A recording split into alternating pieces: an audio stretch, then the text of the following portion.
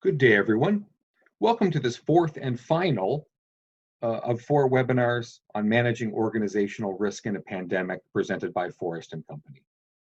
Today, we'll be discussing whistleblower management systems, and our host today is Marc Tassé.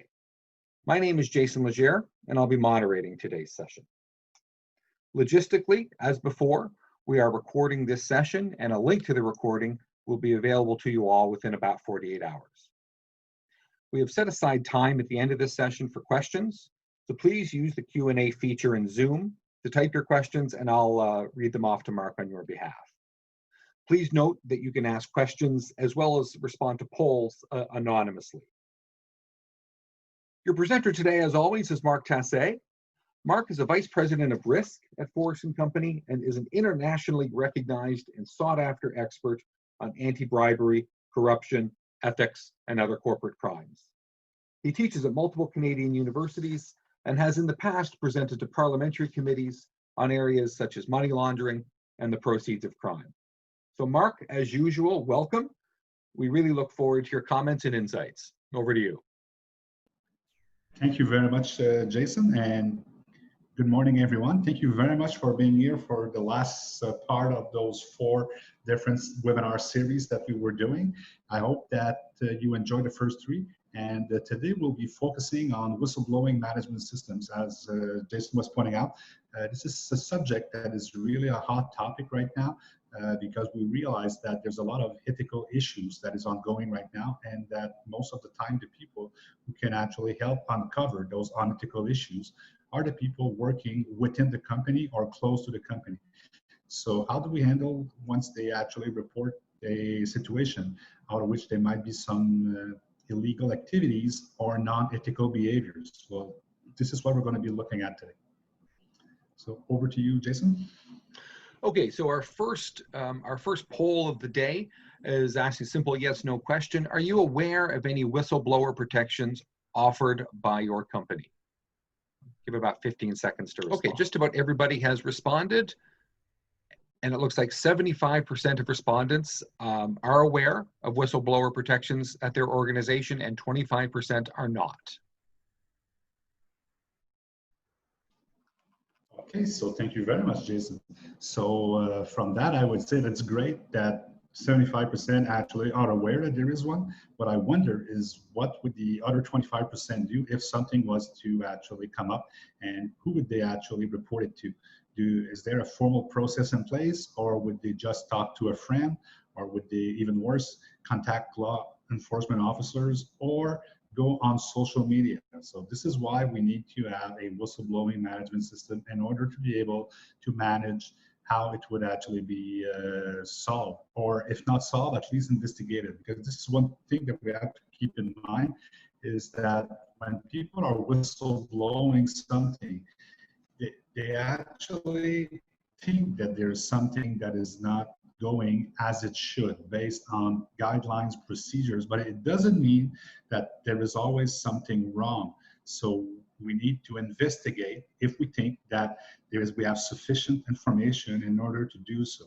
And this has to be based on facts. So facts all the time, and then you decide if you want to further investigate or not, and then from there, there's other steps that follows. But at first, let's identify what is considered to be whistleblowing. So if we look at the International Standard Organization, they actually define whistleblowing as the act of reporting suspected wrongdoing or risk of wrongdoing. So the word suspected is really important because you don't actually have a foolproof document that supports that something went wrong. It's usually suspected wrongdoing or a risk that a wrongdoing could happen. And this part is also important because we always think that whenever there is whistleblowing, we are on the detection part. Whistleblowing would also include the prevention part. So when there is a risk of something happening. So this is even more important for companies because detecting is great, but preventing is always way, way better. And sometimes once you're detecting, it's because something bad did actually happen.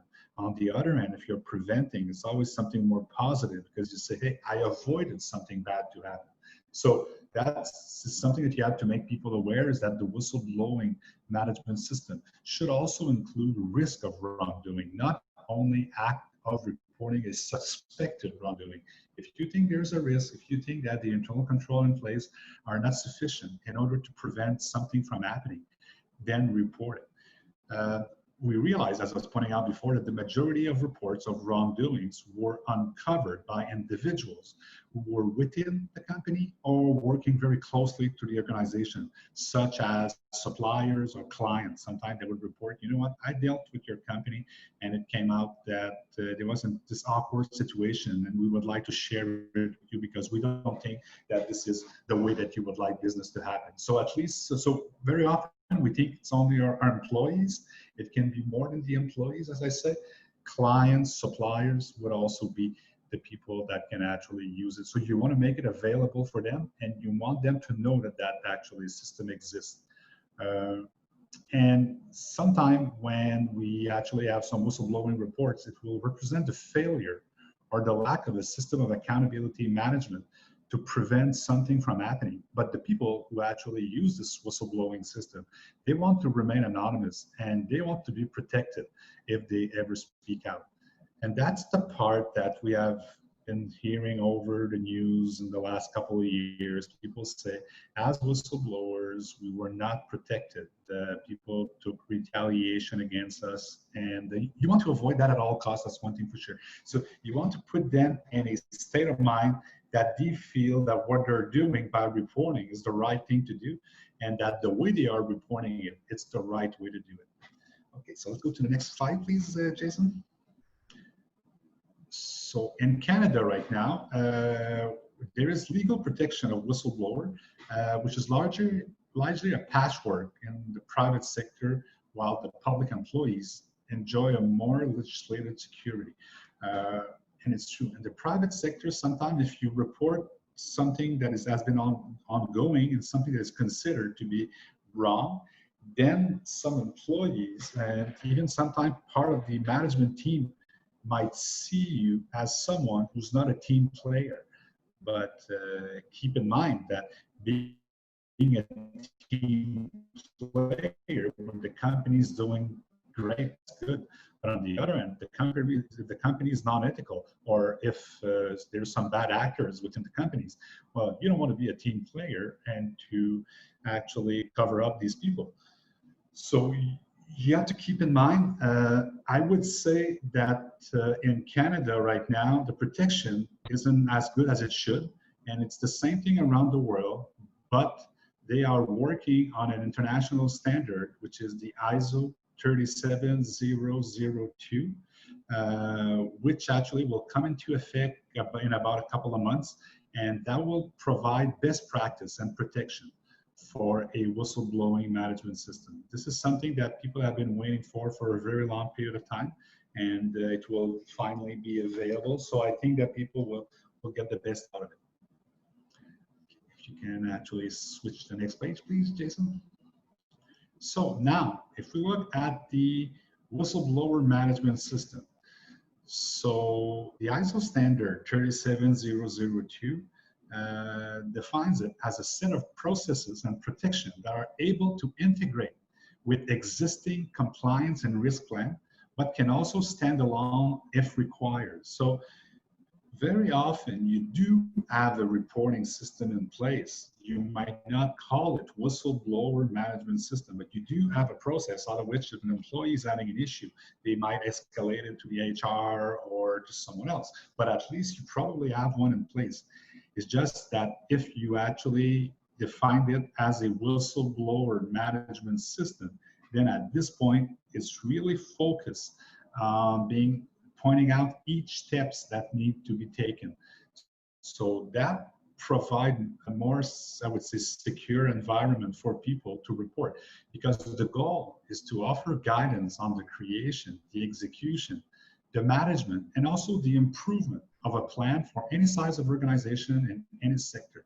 And the intended outcomes are to encourage and to facilitate reporting, to support and protect those who speaks out, to ensure reports are dealt with properly, that it's not something that we say, okay, well, now since it's involving one of our executive, we need to process it differently. No, it should be the same thing. And that's what is so important.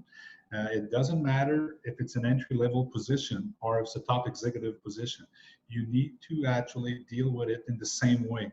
And you also want to improve the organizational culture, governance, and compliance. So this is crucial in terms of reputational risk, because if there's something that is wrong within the organization, people knows about it, but they don't report it, and then all of a sudden it hits the public.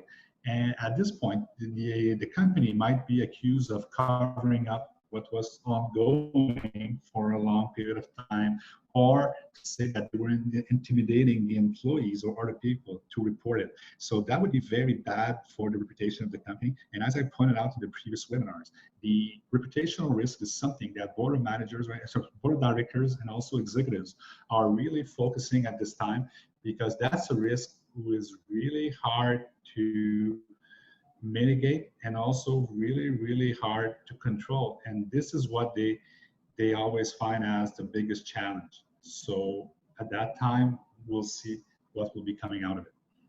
Okay, next please.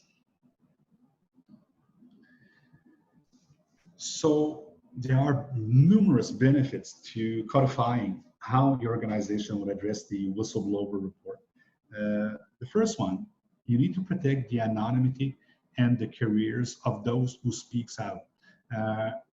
Right now in the United States, if you're a whistleblower and resulting from what you reported, the agencies or the organization is able to recover money that had disappeared, then you can get an amount up to $50 million US. So you're a whistleblower, you witness something that is ongoing, you prepare a report, you share it through the process, and then finally the authorities are able to recover money. Well, you can get up to $50 million US. In Canada, in Ontario, it's up to $5 million. A lot of people question that by saying, are people really whistleblowers, or do they only want to make money? Unfortunately, I would say that this is not true. It's not the fact that they want to make money. It's the fact that very often their career is being affected, and the amount of money that is given to the whistleblower, it's mostly to compensate the effect that it will have on his career. And I know it's sad to say it this way, because it usually don't actually promote the, I would say, the disclosure of such practice. But you know, it's sad, but I think that in the next few years, what we're going to see is increased regulations and a better program in place that will protect the people who report. And I don't think that people, when they report something to this whistleblower hotline, they're not doing it out of vengeance, out of revenge. They're not doing it just to make the money. They're doing it because they believe in an organizational culture that don't tolerate non-ethical behaviors. They believe in corporate values and the mission of the company. And when they see people taking advantage of it, they want to report it.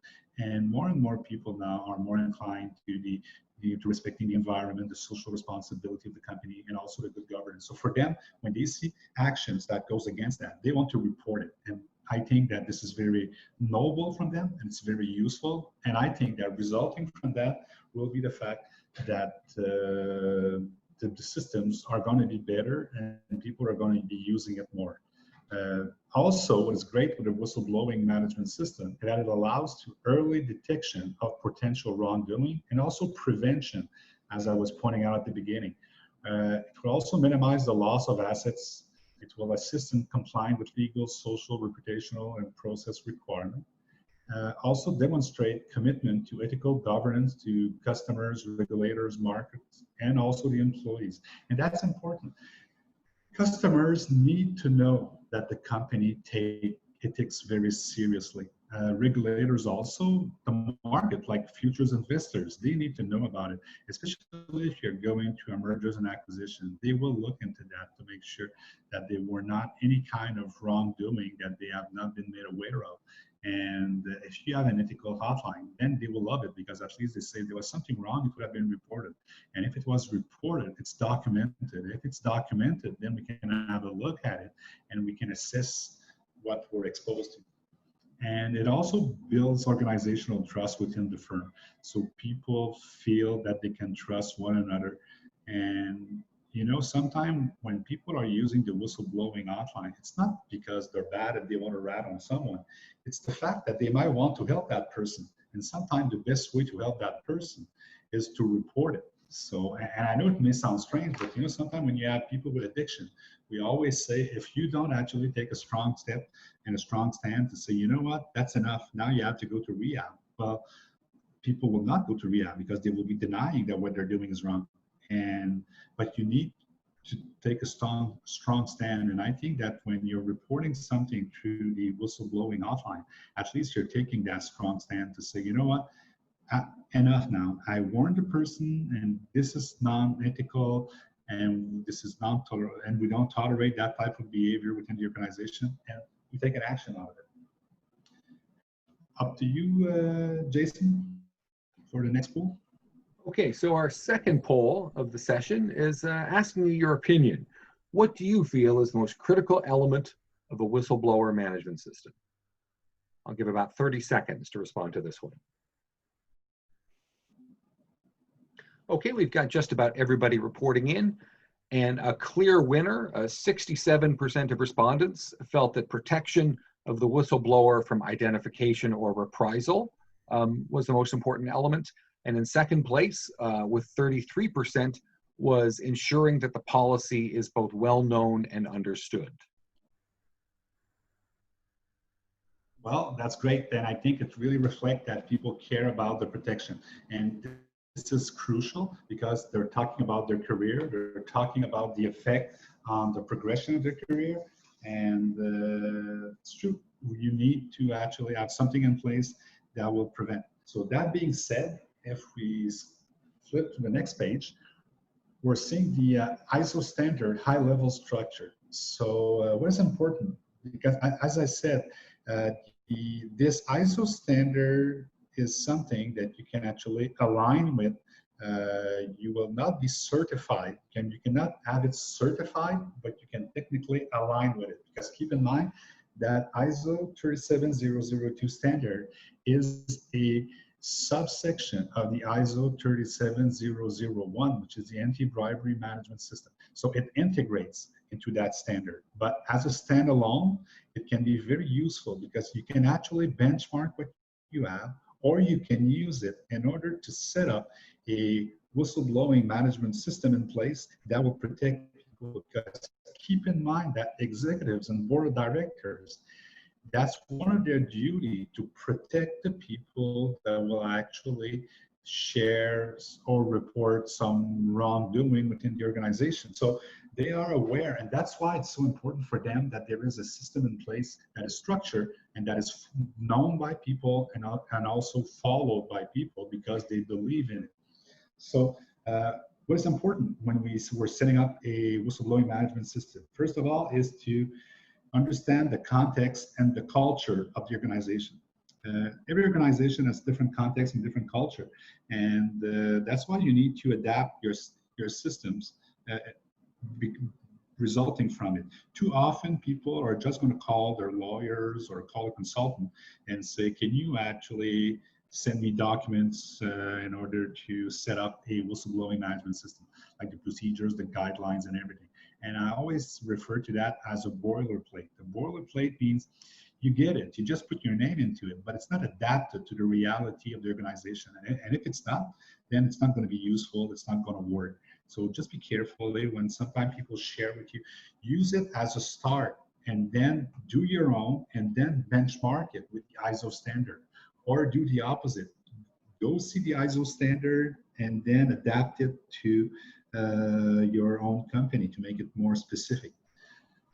It's important that the leadership get involved and also committed. So leadership involvement and commitment is crucial, and they need to lead by example. Okay, so if something goes wrong and actually involve one of the executive well, it should be the same consequences and the same process as if it would have been an entry-level position. So make sure that top executives are aware of it and they share it openly, that they support the program, that they invest the resource into it, and that actions will be taken.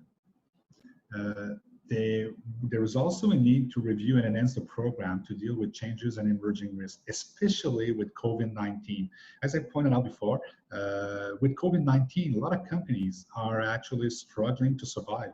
And when they are struggling to survive, they might actually do things differently than what they used to do. So that's something important to protect, to make sure the control in place are still respected. But on the other end, one thing that we have to keep in mind also is that maybe because of COVID-19 and the fact that we're in a state of emergency, there is some internal controls that are not there anymore because of the state of emergency. So the procurement process has been modified. If an employee witnessed someone not following the process, the existing before COVID-19, then they might actually report it as being something that is either a fraud or this is a lack of control. But on the other end, it might be justified because of the fact that we're in a situation of crisis right now.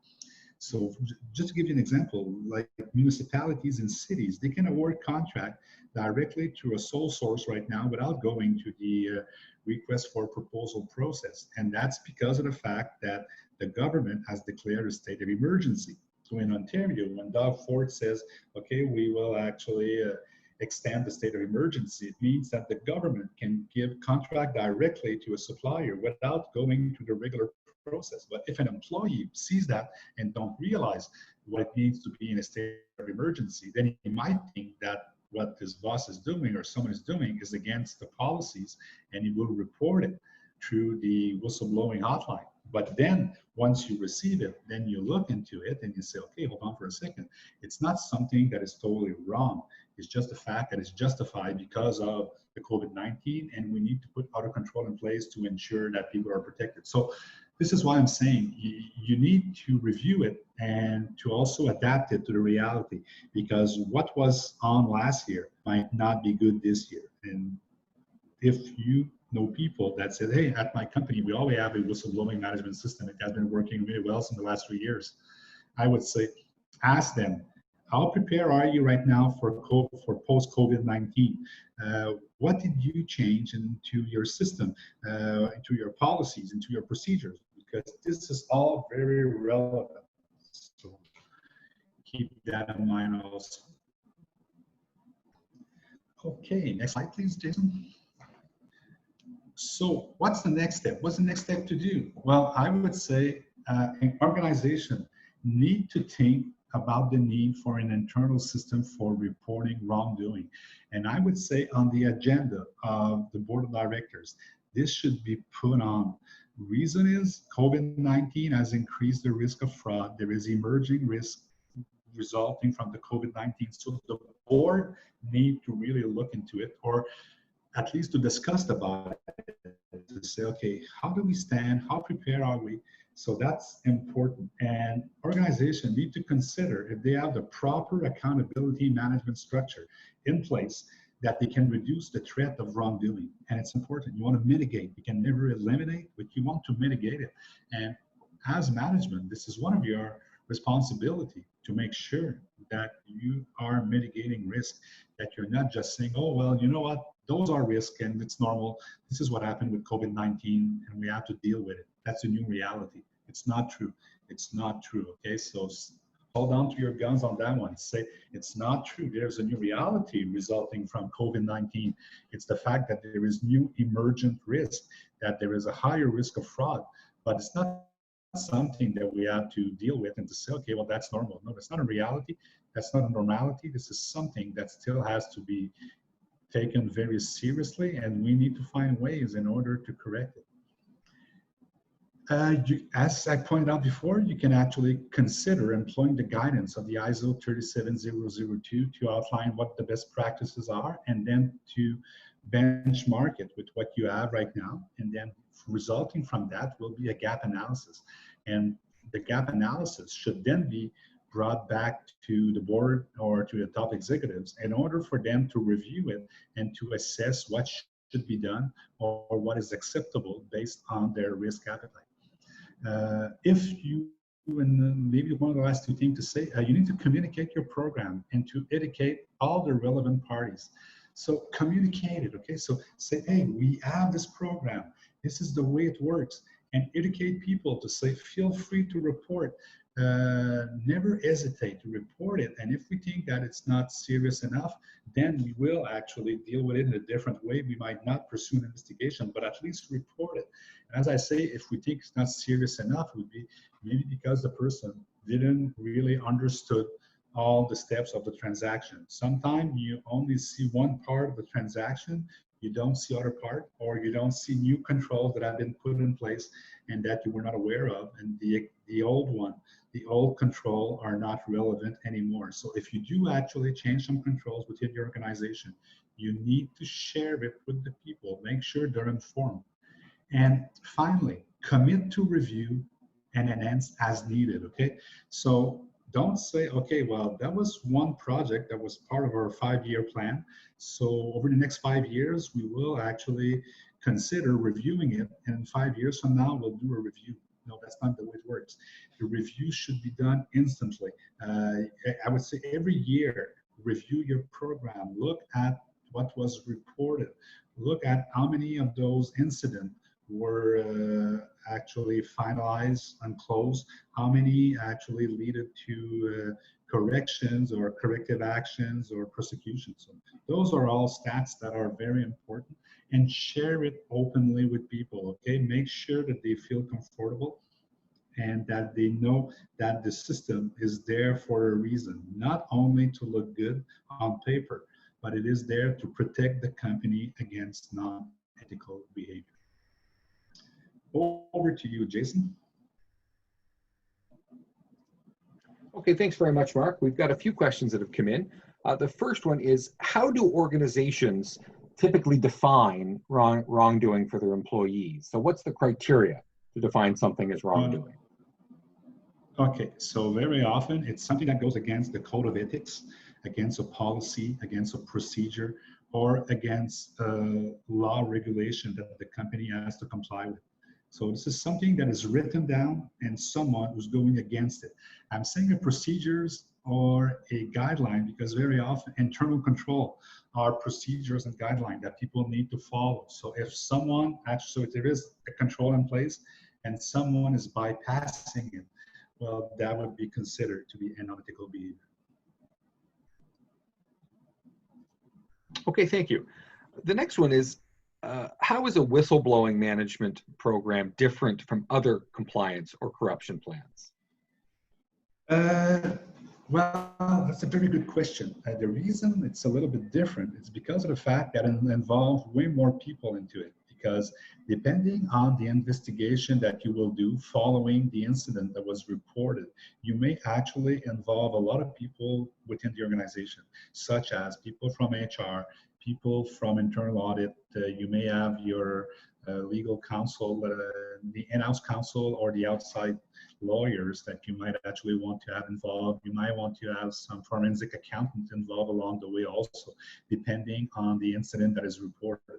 So there's a lot of people involved, and you always want to make sure that there is a coordination with all the actions that are being taken. And also keep in mind that the confidentiality is so important. So if you are investigating on something that was reported through a whistleblowing offline, make sure to keep it confidential, because otherwise the target might actually be made aware that there is an investigation ongoing on what he did.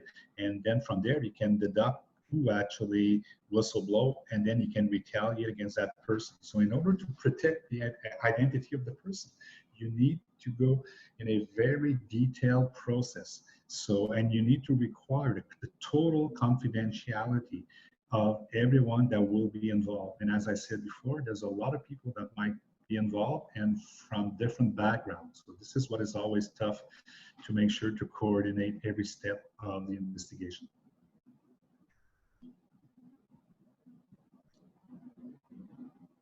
This next question, I guess, would depend whether or not the reporting was confidential or anonymous. But a question, I'm curious about the best practice around informing the reporter, so the whistleblower, of the outcome of an investigation, and which role in the organization would lead a whistleblowing process.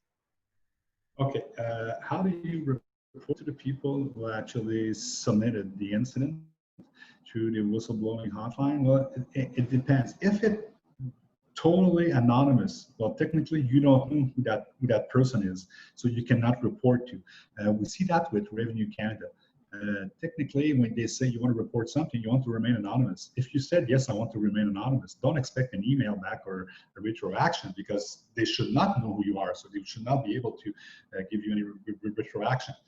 On the other hand, sometimes it depends on the employee, and they might actually want to be involved. If they want to be involved, they just need to cooperate and to share facts, okay? And that's important. You only focus on facts. So that's very important. And who should be leading it and should be reporting it? That's a big question. It should be someone who's totally independent. Sometimes people from HR, sometimes it's the chief compliance officer, depending on the size of the organization. If the organization is big enough, well, yes, it should be the chief compliance officer. If it's a smaller organization, usually HR have the training to deal with that type of situation. But if you have a legal department, the legal department might want to take the lead. I would say from my experience, sitting on various committees like that, the lawyers always see themselves as the quarterback. So they see themselves as the one leading out all the process and calling the shots, and they take all the other external parties or internal parties as expert, and they take their expertise, but they always want to be the one that will be overseeing every activities in order to make sure that we're respecting the law along the way and that we're protecting people. Okay, thank you. How is Canada on par with other nations in terms of whistleblowing legislation and protection? Okay, it's hard to say. I would say we're not the best, but we're not the worst. There is some countries in which there's not even like a whistleblowing process, so that's really, really bad. In Canada, there is one. The experience that we saw in the past, especially in the public sector, it seems that people are not protected, unfortunately. The Gunry Commission, it came out with a whistleblower, which was called Meshwet. But then after that, we found out who that person was. So now we know who's that person. We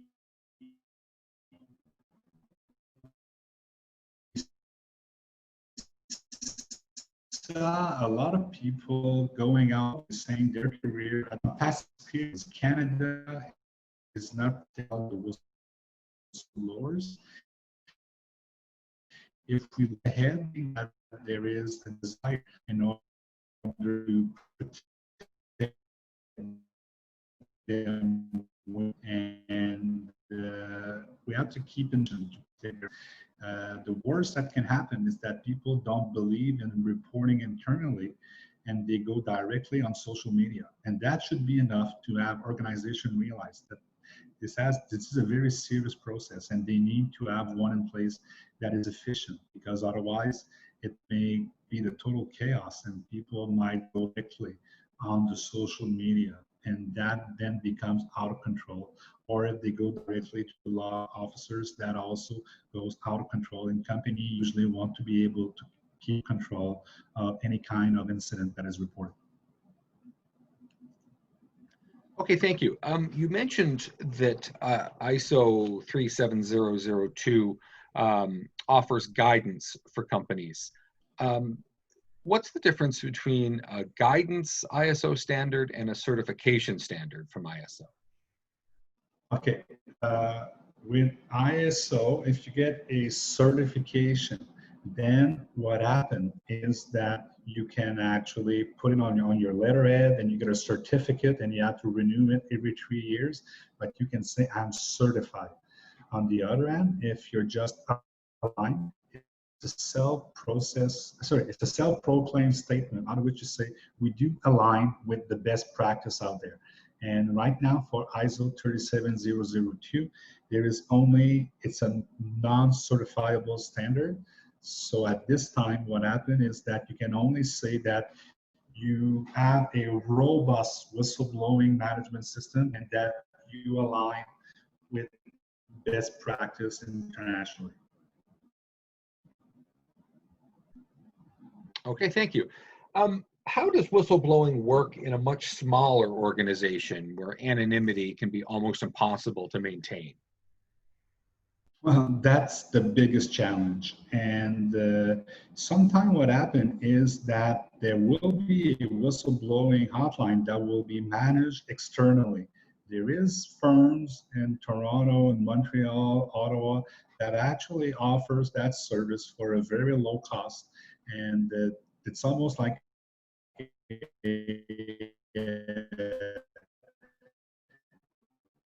employee assistance program, but it's run by an external party.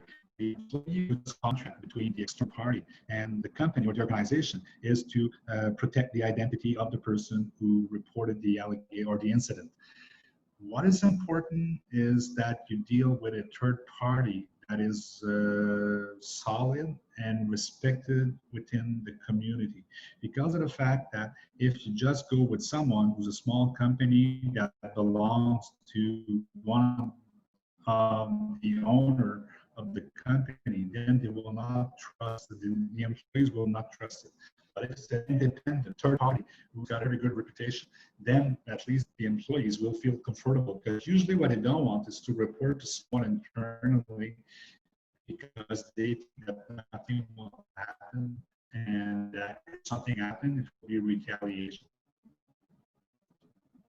Okay, thank you very much, Marc. Your internet cut out quite badly at the end there, so I think we'll probably make that the last question. Okay. So thanks very much, Marc. So before I discuss any logistics around recording and where folks can find a recording of this webinar after the fact, do you have any closing comments for us? I would say, please don't hesitate. Be proactive. Get to know more about the whistleblowing management system, because it is very relevant and your board of directors need to know about it. Feel free to reach out to us. Feel free to talk to people. We're there. We can lead you in whichever direction you need to be led. But please don't hesitate to communicate, because right now this is a hot topic, and especially with what we're seeing right now, the emerging risk resulting from the pandemic, I think that having a whistleblowing management system is not a nice to have anymore. It becomes a must-have. Excellent, thank you very much. And just before, there was another question that popped in. A question was, does Forrest & Company provide guidance to ensure that the whistleblowing system is conceived and implemented correctly? Yes, we do. We do. And we would be more than happy to sit down with whoever has the question and to share with them what we have right now and how we can assist them in their process. Because very often you have to realize that you always, the company always remain the owner of the system, but we can assist along the way. So yes, sure, we offer that service, and we'll be more than happy to discuss more further with you. Excellent, thank you very much. Okay, so Marc, thank you so much for your insights and your expertise today. I really enjoyed this and all of the other webinars that we did throughout July. And a big thank you to all of you, the participants, for your attendance today and your questions. Really much appreciated. So for further information, if you've got or any other questions, there's a number of channels you can how you can reach out to us. Feel free to send us an email at info@forrestandco.com, or you can visit our website at www.forrestandco.com. As usual, a link to the recording of this session and all other sessions will be shared via email and LinkedIn. You can look for that within the next 48 hours. And I would invite you to review the recordings of all of this month's webinars, as well as many other webinars and discussions on the Forrest & Company YouTube channel. So once again, thank you all. I wish you a good rest of the day, and thanks for your attendance. Take care, everybody.